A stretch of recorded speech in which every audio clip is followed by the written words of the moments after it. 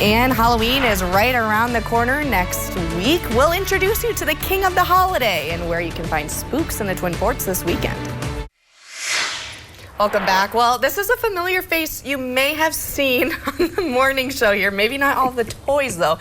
He's typically behind the camera directing our morning show. Normally not in this fancy suit, but he's dressed up because he's the king of Halloween. That's right. Blah, blah, blah. Natalie Hepner, blah, blah, blah. Thank you for having me on, by the way. Yes, King of Halloween, here to spread Halloween cheer and to tell you a little bit about the amazing events that are happening this weekend. If you're a last-minuter when it comes to like going out and celebrating and doing all the things for Halloween, all the spooky things, don't worry, I got you covered. Well, first let's talk about why do you love Halloween so much and what's your favorite thing about Halloween? Wow, what is my favorite thing about Halloween? Yeah. Everything. That answers that question. How did I become the king of Halloween? I was nicknamed the king of Halloween way back in the day, and I decided if that's what I'm going to be called, I might as well give the people what they want. So now literally the king of the thing. So there it is. There it is. And part of the holiday, you know, Halloween is scary, haunted houses,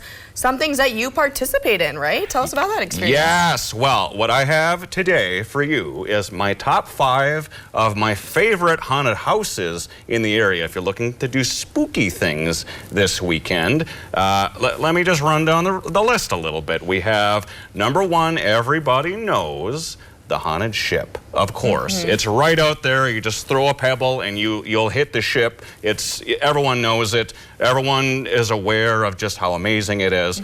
So yeah, definitely hit up the Haunted Ship. That's one of my favorite ones. Okay. Are there some other ones? Yes, there are several more. So we'll move right along to the Haunted Shack as well. That one, there's also a hayride and a corn maze built in to the haunt. So that's part of it. So if you're looking to do either of those 3 things, you get all of them. And you know, look out for that crazy scarecrow in the corn with the chainsaw. That guy's a little unhinged. If that's too spooky for you, you can go next door to the Haunted Shack. They have the Rue Ridge corn maze out there. That one's a little less spooky. It's just a good time all around. And then next, the Haunted Forest is on the list. That's one of my favorites as well. They have a blackout night, and that is happening this weekend. That's where they shut all the lights down, and you get to walk around with a flashlight. Yes, and that way you can't see the spooks coming to get you. Yeah. Yes, it's the best way to go. I highly suggest the Lights Out tour of the Haunted Forest, and that's in Saginaw there, so that's definitely worth the trip.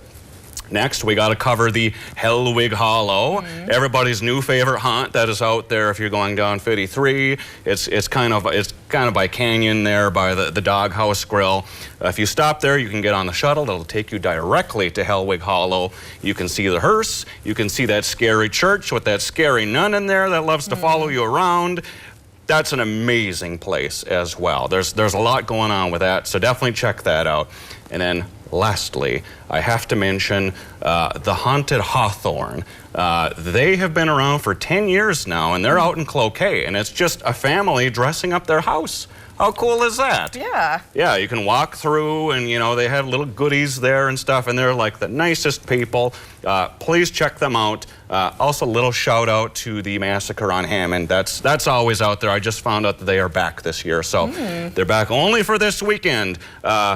But like the rest of these all close down this weekend. So this is the time to hit these up, these 6 main spooky attractions. This is time. This is the weekend. So you're going to go to all 6 of these, Natalie Hepner? I don't know about that. I get a little scared easy, so I'll have to do the kid stuff probably. But thank you for coming in front of the camera this morning, Matt. Anytime, anytime. Anytime. I think we've got enough spooks and enough toys for now. Let's head over to Tony for our ghostly forecast. Blah, blah, blah.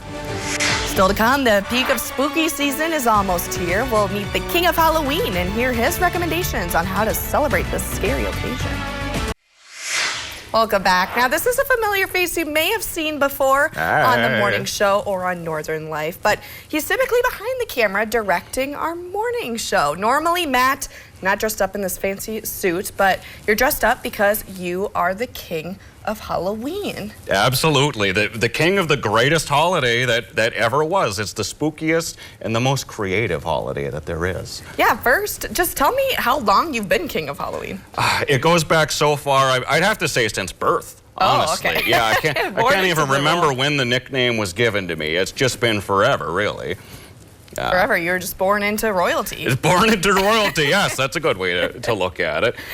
So if last hour, if those attractions we mentioned were a little too spooky for you, you just, you want to do something a little more family friendly or something a little more event heavy, I have another list for you. You got to squeeze that stuff in this weekend, though. And if you're ready, I can hit you with the list. Alrighty, let's do the list. All right. So first off, Evil Dead the Musical, being put on by the Denfeld High School, and that is a huge deal because Evil Dead the Musical has taken place in years past, but never by the high school kids, so like, how amazing is that? So definitely check that one out. That's happening this weekend. The Superior Spooktacular Parade is also happening every year.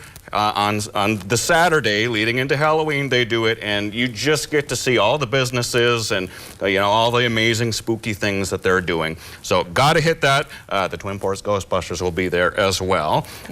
Next, I gotta mention the Cinema Horror Series. They show amazing throwback horror films every year, and this year what's left on their docket, they have a few classics such as Scanners and Cape Fear, and everyone's favorite, The Shining.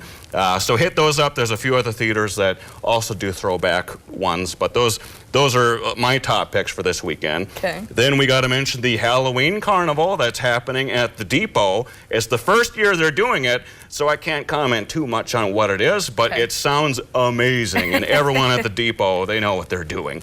And lastly, we got to mention, this happens a little outside of Halloween, but it's the Twin Ports Horror Shorts, and I'm very excited about that one. That's being put on by the Twin Ports Horror Society, and what it is little horror short films, all made locally, and it'll be a public screening for everybody to see our works, and I'm very excited about that one. Yeah, let's talk about the short film you made. So you directed it, you were in it, and then you also edited it as well, right? All of the things that I could possibly do. They had to say, stop, you're doing too many things, too many things.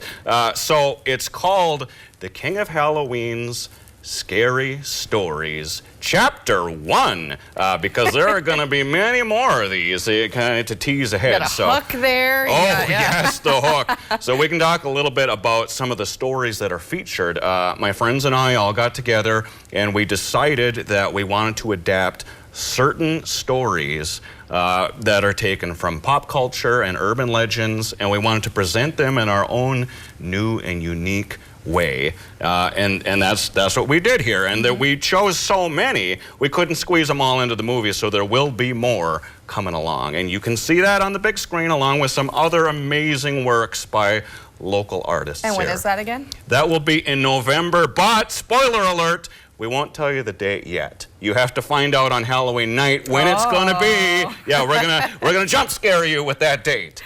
Alrighty. Well, thank you, Matt, for coming in front of the camera today and bringing all of these toys. We got lots of fun stuff here. Anytime. I'll be back next week. I think we've gotten enough spooks for now. Maybe Tony wants to take a look at the toys you got here. We'll head over to Tony right now for our ghostly forecast.